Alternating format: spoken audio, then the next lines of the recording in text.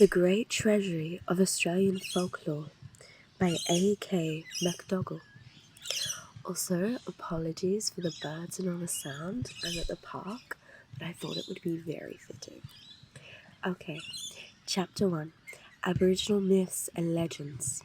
About 40,000 years before the coming of the Europeans and 60,000 years before the ancient Egyptian civilization reached its peak, our native people established their culture in Australia. They were a nomadic hunting folk who had reached this continent from the Asian landmass, Gondwana, and, in one of the prehistory epic migrations, in time they populated every part of it.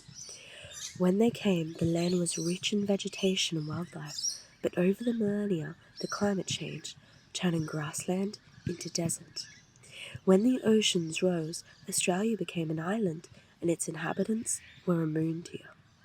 The first European voyagers sailing along the continent's forbidden western, northern, and eastern coast thought the land was entirely desert, bereft of life, and the English later claimed it as Terra Malleus, empty land, land for the taking. In fact, the Aboriginal people had evolved a remarkable affinity with their surroundings. They were hunter-gatherers, without the settled existence that Europeans equated with a culture. They had no supreme monarchs, no villages, and no cultivated field, for their surroundings provided all they needed to survive, and Australia's verdant eastern regions especially provided food in abundance. Fish, birds, and animals. The Aborigines had few possessions and no understanding of the British concept of property, for their land belonged to all. They were great warriors, and intertribal battles were common, but they showed no fear when confronted with the first Europeans, and little hostility. Within a generation of settlement, they had all but disappeared, for the white man's bullets, European diseases, and alcohol took a terrible toll on them. Yet they have obstinacy, almost defiantly, refused to die out, and their culture is now valued as the one unique element in Australia's own culture. The Australian Aborigines have no written language. Their myths and legends have been passed down over the millennia by word of mouth. Though few of their spoken languages, estimated to have once numbered 400, have survived, their mythology is collectively called the Dreamtime, and tells of the creation of the universe by ancestral beings whose activities in a primordial and featureless landscape resulted in the formation of the terrain and natural phenomena and the establishment of tribal law. The Aborigines considered themselves to be the direct descendants of one or other of these mythological beings, and accept responsibility for that part of the country created by their ancestor.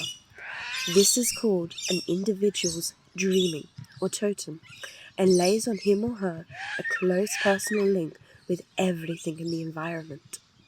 There is no question in the Aborigines' mind of the unknown, unseen God of European men. The proof of Aborigines' belief is to be seen in their natural world, its rocks, watercourses, trees, and animals. This makes their belief a physically real and living thing, and their secular and ritual life reflects the immediacy of this belief. These mythological stories, some of them common to many tribes or peoples, reveal that the Aborigines' ancestors had some of the failings of human beings, and serve as a moral warning to all those who do not strictly observe the tribal code, which is often a harsh one.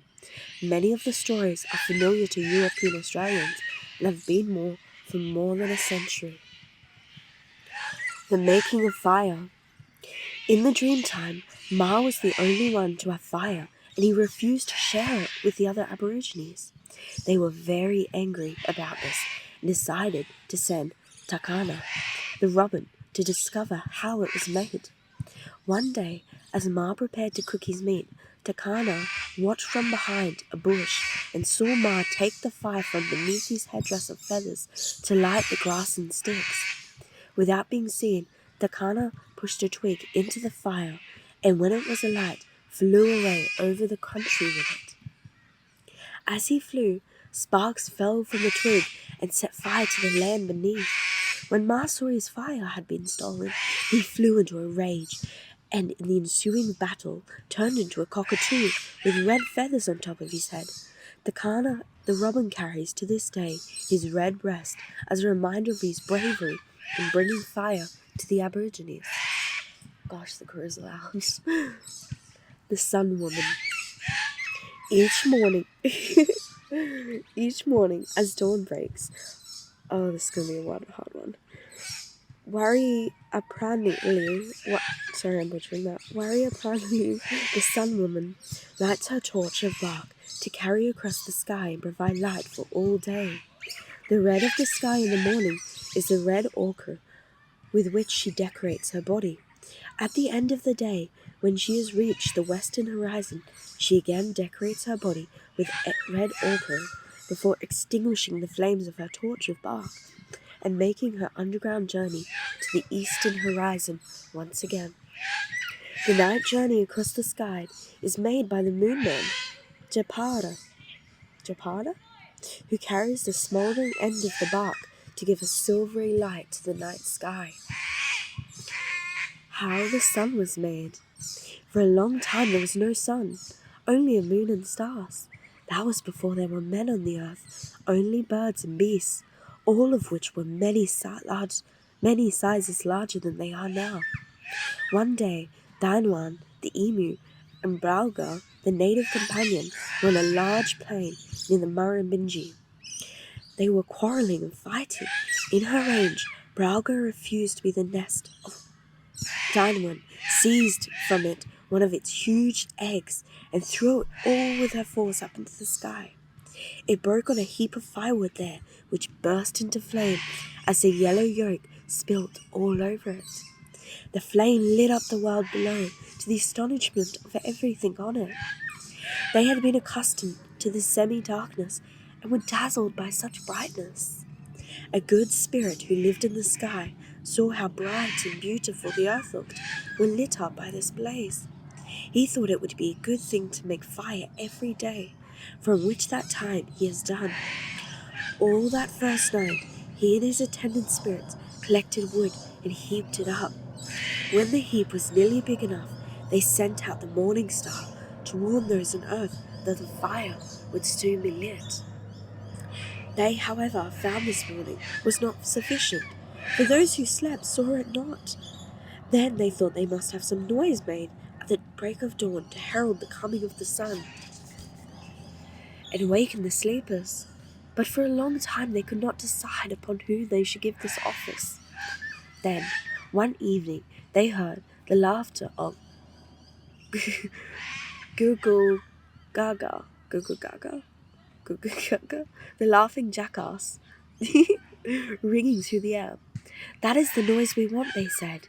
Then they told Goo Gaga that every morning as the morning star faded and the day dawned, he was to laugh his loudest, so that his laughter might waken all the sleepers before sunrise. If he would not agree to do this, then there would be no more light they light the sun fire, but instead they would let the earth be ever in twilight again. But Goo Gaga saved the light for the world by agreeing to laugh his loudest at every dawn. He had done this ever since, making the air ring loud with his cackling, "Goo Goo Gaga, Goo Goo Gaga, Goo Goo Gaga." When the spirits first light the fire, it does not throw out much in the heat, but in the middle of the day, when the whole heap of firewood is in a blaze, the heat is fierce. After that, it begins to die gradually away until only the red coals are left at sunset, and they quickly die out, except a few which the spirits cover up with clouds and save to light the heap of wood they collect for the next day. Children are not allowed to imitate the laughter of Goo Gaga, lest he should hear them and cease his morning cry. If children do laugh as he does, an extra tooth will grow above their eye tooth so that they carry a mark of their mockery in punishment for it. Well do the good spirits know that if ever a time comes when the Gugu Gaga ceases to laugh, then the time has come when no more Danes, warriors, are seen on the land, and darkness will reign once again. The Southern Cross. Malulu, the chief of his tribe, had 4 daughters and no sons. He was getting old and worried that when he died, there would be no one to protect his daughters. So he called them together and suggested they come with him to the spirit world. He told them he had enlisted the aid of a medicine man who would help them on their journey. When Malulu died, the daughters set out to find the medicine man, whom they knew had a long silver beard. After a long journey to the north, they found him. He had plaited from the strands of his silver beard a rope which stretched up into the night sky. The 4 daughters climbed up the silver rope until they reached their father, who is the brightest star we know as the Centaurus, and his daughters can be seen close by as the 4 stars of the Southern Cross. Uluru. Linga, the lizard man, lived in the desert by himself and spent many days making a boomerang. When it was finished, he threw it into the air to see if it would fly. It flew a long way and disappeared into the sandhills. Linga followed it and began to dig in the hills, piling up the sand, which is now Uluru, making the huge holes and chasms that can be seen on the sides of the giant monolith. Monolith? The Black Swan. The Wibaloo women owned the first boomerangs and would not share them with the neighboring tribes, who consequently decided to take them by force. 2 men disguised themselves as white swans, thinking they would distract the women, while others in their tribe stole the boomerangs. They were successful, but the furious Wibaloo women returned to attack the swans. The swans took refuge on a big lagoon which, known to them, belonged to the eagles. Resentful of the intrusion, the eagles flew at the swans, picking them up by their talons and carrying them off to a distant desert. As they flew, the eagles tore out the swans' white feathers, which fell to the ground to become flannel flowers. The swans were finally left to die in the desert, their blood staining their beaks. A flock of crows saw them, and declaring that the eagles were also their enemies, plucked out some of their own black feathers, which fluttered down onto the swans to keep them warm. Today, there are only 1 or 2 white feathers left on each black swan to remind them of their terrible ordeal.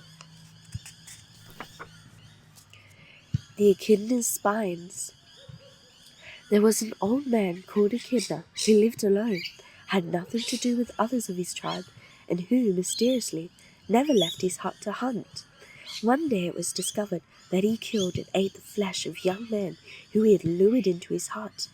The members of the tribe decided to punish and kill Echidna, and so they attacked him with their spears, which stayed in his body. Badly injured, Echidna crawled into a hollow log to recover. After a long time, he emerged, but his hands and feet had become distorted and short, and had grown claws. That is why today, Echidna still carries the spears on his back and can dig very quickly into the ground with his clawed feet when he is in danger. The creation of the Jenilin Caves. Merrigan was a hunter who was fishing in a deep water hole in the Wallandilly River in New South Wales. There he saw a huge creature which was half fish and half snake, called Gurungach. He tried to catch the creature, but it escaped by tearing up a valley, and in doing so, formed the Cox River. Merrigan tried to catch Gurungach, but this time he escaped by digging into the mountain and creating an enormous cave. Merrigan climbed to the top of the mountain and thrust his spear into the cave, causing the blowholes that can be seen in the mountains today. Gurungach burrowed even further into the mountains and into a deep water hole to the other side of the mountains, where he was safe.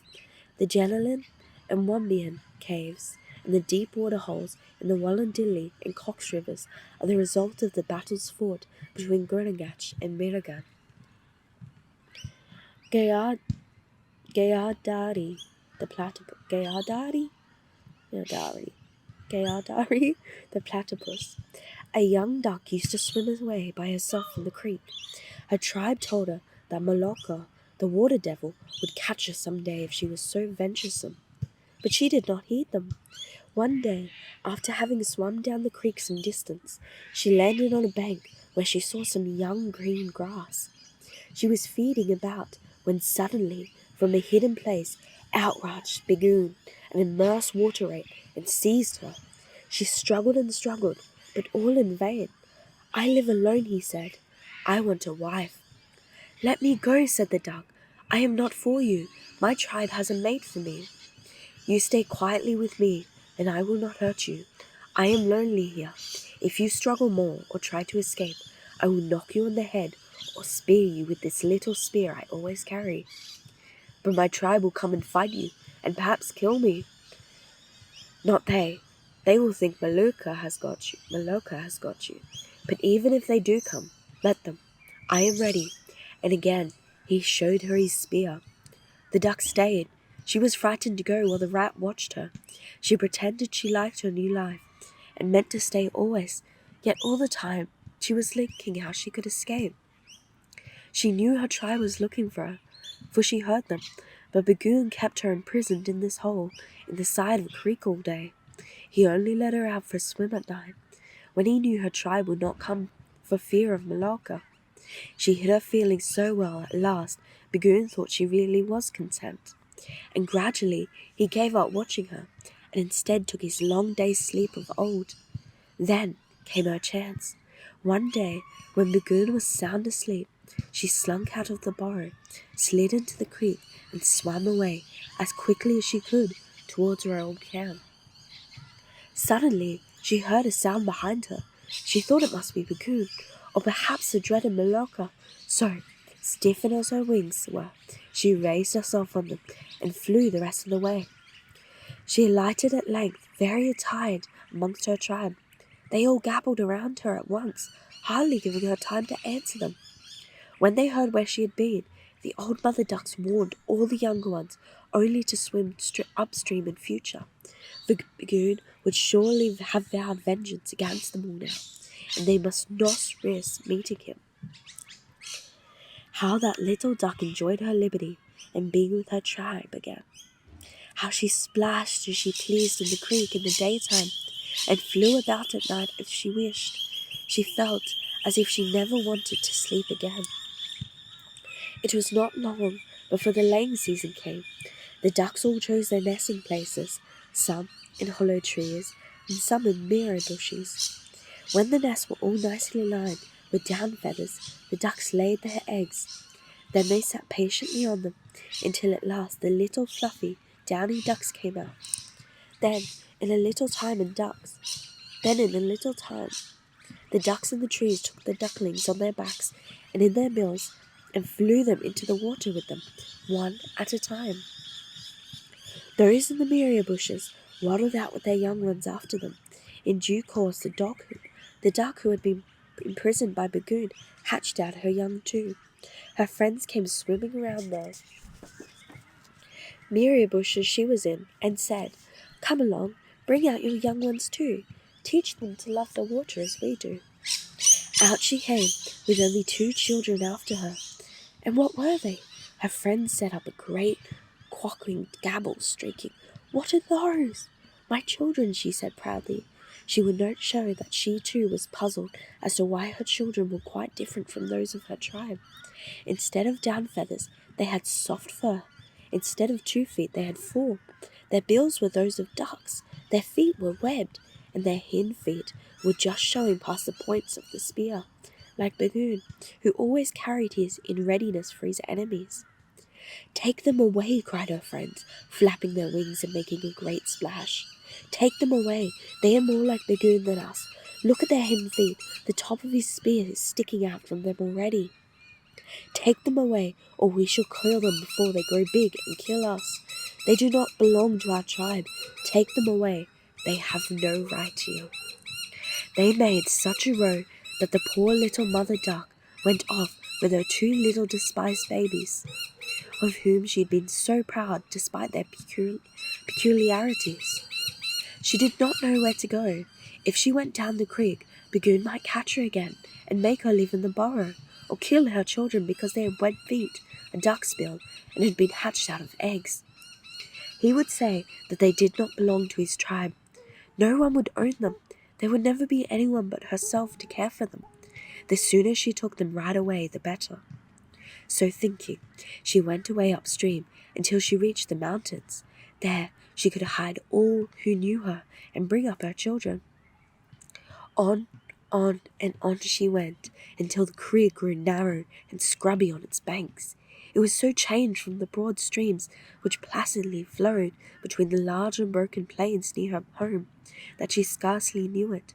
She lived there for a little while, but soon she felt too lonely and miserable to live and too unhappy to find food.